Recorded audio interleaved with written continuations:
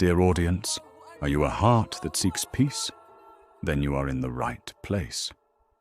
On this channel, you will witness the inspiring stories of those who have converted to Islam from different religions. Each story is a story of a quest, a transformation, and a spiritual awakening. Join these journeys that warm your heart and raise your soul with the calling voice of the Adhan. Subscribe, because every story is a new beginning, and every beginning is a miracle. Sometimes the deepest truths reveal themselves in the most unexpected moments. This is the story of that life-changing instant for Dr. Sarah Coleman. I testify that there is no God but Allah, and I testify that Muhammad is his servant and messenger. Ashhadu an la ilaha illallah wa ashhadu anna Muhammadan Rasulullah. As the golden sunset light bathed Harvard University's historic buildings, Dr. Sarah Coleman sat alone in her office.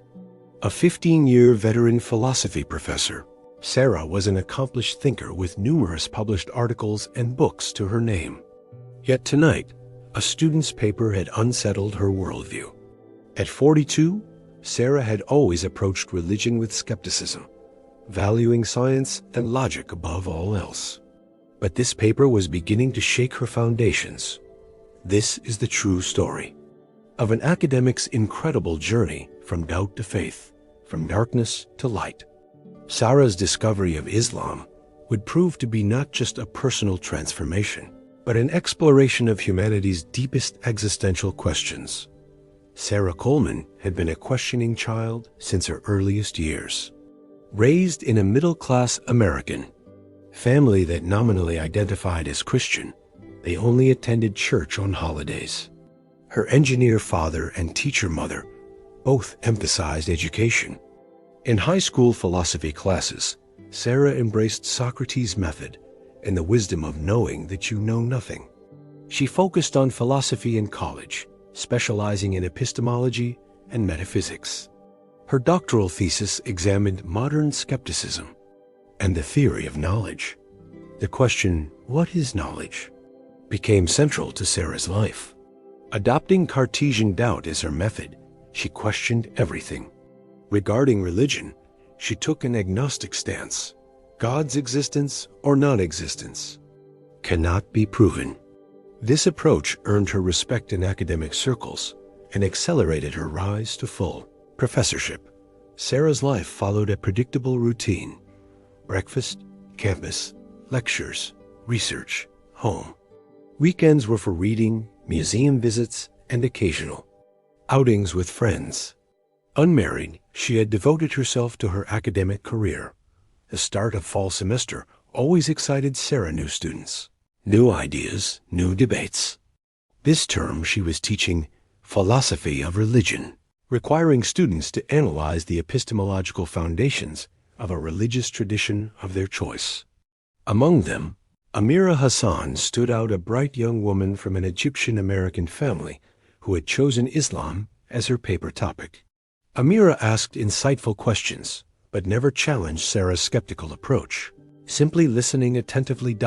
As the semester progressed, Sarah found herself mechanically grading papers about Christianity, Judaism, and Buddhism, all familiar territory. But Amira's paper, titled Islamic Epistemology, The Harmony of Reason, Revelation, and Experience, surprised her with its depth. The student expertly compared Islam's sources of knowledge, reason, revelation, sensory perception, with modern epistemological frameworks. Certain Quranic verses particularly caught Sarah's attention. And he has subjected to you whatever is in the heavens, and whatever is on the earth, all from him. Indeed, and that are signs for a people who give thought. Quran 45-13. This verse made Sarah pause. The Quran's encouragement of scientific inquiry and rational thought contradicted her media-shaped preconceptions about Islam. That night, Sarah kept thinking about Amira's paper. As a rigorous scholar, she decided to investigate Islam further. The next day at Harvard's library, she began with Karen Armstrong's Islam, A Short History, and John Esposito's What Everyone Needs to Know About Islam. These works challenged her assumptions about Islam's stance on science, women's rights, and social justice. But Sarah knew she needed to examine the primary source. She borrowed M.A. S. Abdel Halim's acclaimed Quran translation. From the first pages, the scripture's style surprised her, especially verses with scientific implications. We made every living thing from water. 2130. Aligning with modern theories of life's aquatic origins. Did the disbelievers not see that the heavens and earth were joined? Then we separated them? 2130. Reminiscent of the Big Bang Theory. These verses engaged Sarah's scientific mind. How could 7th century knowledge contain such insights? Coincidence or divine origin? Weeks of Quranic study led Sarah beyond scientific miracles to Islam's social and moral teachings. The emphasis on justice moved her. O believers, stand firm for justice as witnesses for Allah, even if it is against yourselves, your parents, or close relatives. 4 to 135. As an expert in justice theories from Plato to Rawls, Sarah recognized Islam's comprehensive approach to individual and societal justice. During lunch with colleague Dr. Michael Richards, her new interest became apparent. You've been preoccupied lately. New research topic? I've been studying Islam since reading a student's remarkable paper, Sarah admitted. Michael frowned. Islam? You know that's sensitive territory these days. Your career could suffer. Sarah understood his concern but felt uneasy. Why should objective study of a religion be risky? That evening, Michael's words echoed in her mind. How did people around her perceive Islam? Was the violence dominating media coverage Islam's true face? Sarah decided to compare Islam with other world religions, re-examining Christianity, Judaism, and Buddhism. She found beautiful teachings in each, but Islam offered a unique coherence. Its concept of God appealed to her philosophical mind, simple monotheism rather than complex Trinitarian doctrine. The direct connection to God without intermediaries felt authentic. Her study of Prophet Muhammad saw life through Martin Ling's biography shattered stereotypes. The Prophet's integrity, justice, respect for women, and social reforms seemed revolutionary for 7th century Arabia.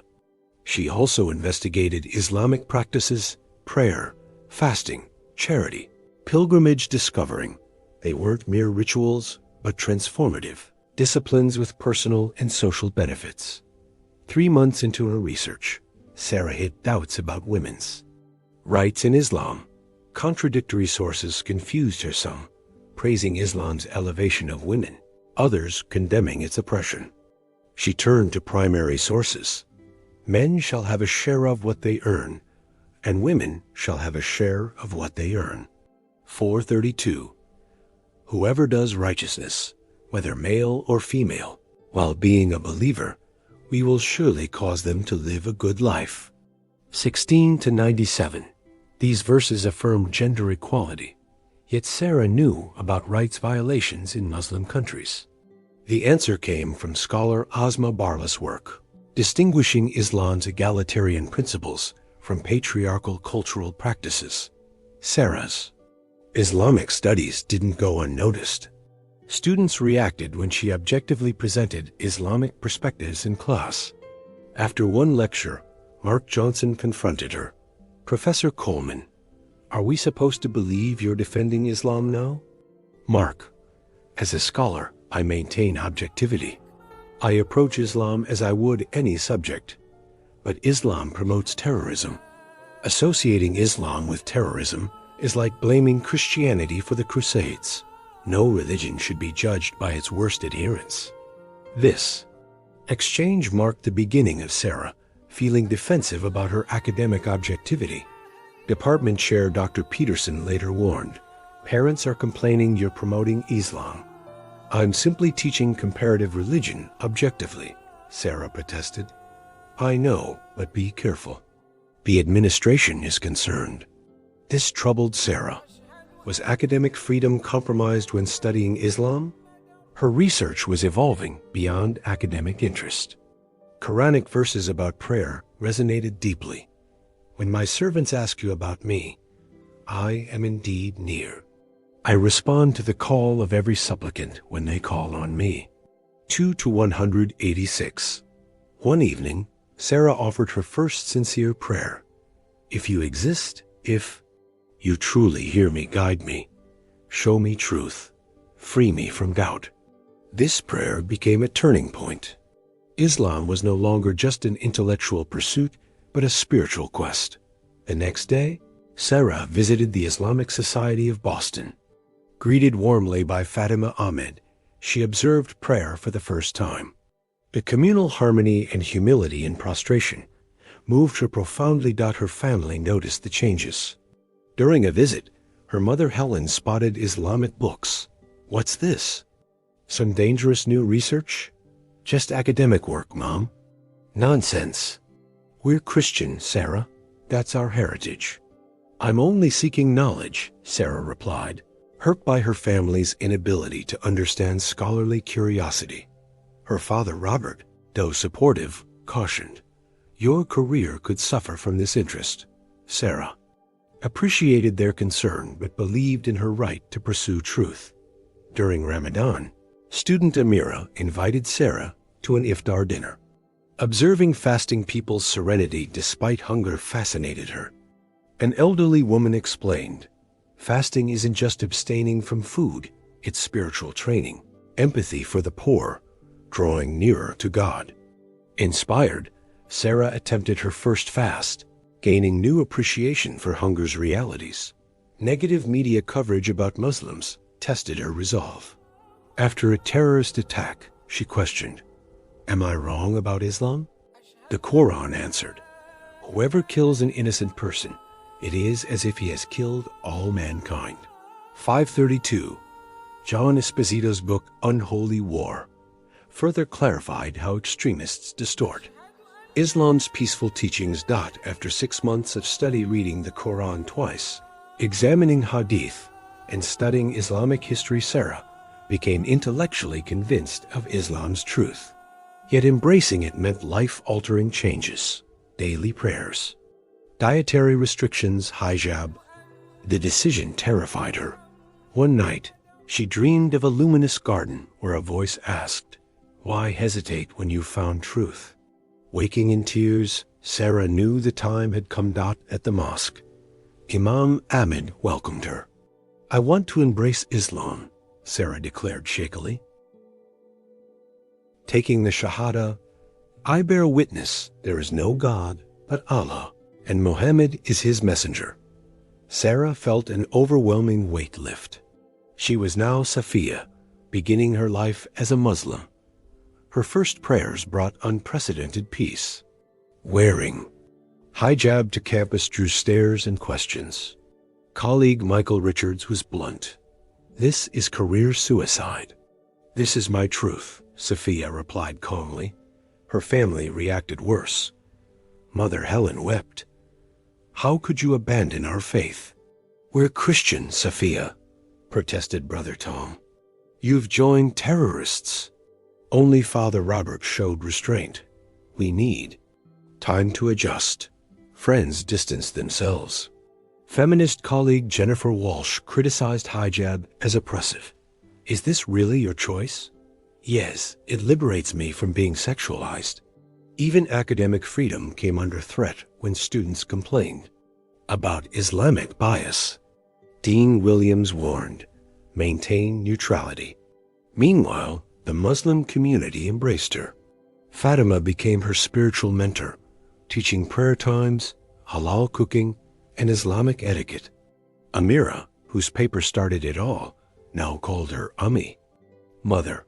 Challenges mounted student Mark Johnson challenged her in class. Doesn't Islam degrade women? Actually, Islam established women's rights when others denied them.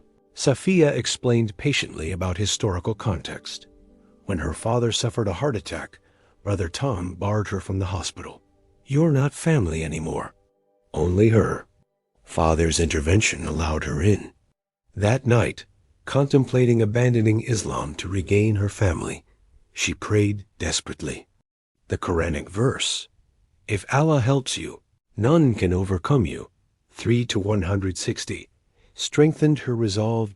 Daily discrimination followed supermarket stares. Accusations of being un-American, but opportunities to educate also arose. When students asked about real Islam, she shared its message of peace and justice. Channeling challenges into scholarship. Safiya pioneered Islamic philosophy studies at Harvard, focusing on Al-Ghazali, Ibn Sina, and Averroes. Her paper, Reason and Revelation in Islamic Epistemology, gained international acclaim. Gradually, her family reconciled, especially when grandson Ahmed was born. "You seem happier now," admitted Mother Helen. Even Tom softened after seeing his nephew's upbringing. Safiya expanded her impact through books like From Doubt to Faith, An Academic's Journey to Islam, Public Speaking, and You and Interfaith Dialogues. Her Islam and Science seminar series bridged divides, showing how the Quran encouraged scientific inquiry. Marrying Dr. Omar Al-Rashid, a fellow convert, and raising their son, Ahmed allowed her to experience Islam's family values. Mentoring new Muslim women academics became her passion. Years later, under a starlit sky, Safiya reflected on the Quranic verse, "They want to extinguish Allah's light with their mouths, but Allah will perfect his light." 61-8, her journey from skepticism to faith had become a beacon for seekers of truth worldwide, proving that reason and revelation, when pursued sincerely, lead to the same divine light.